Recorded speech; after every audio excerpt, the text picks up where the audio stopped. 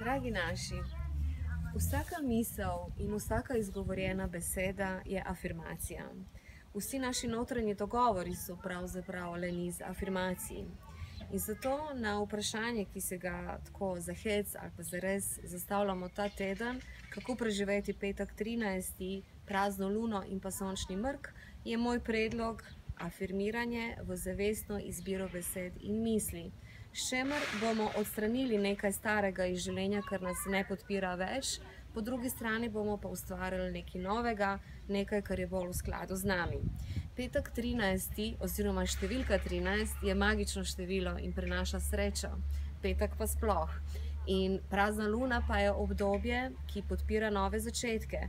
Zato se pogumno podajmo naprej v ta dan in dovolimo, da nas energija dneva prečisti, napolni in osveži za nove podvige. Imejte se čudovito.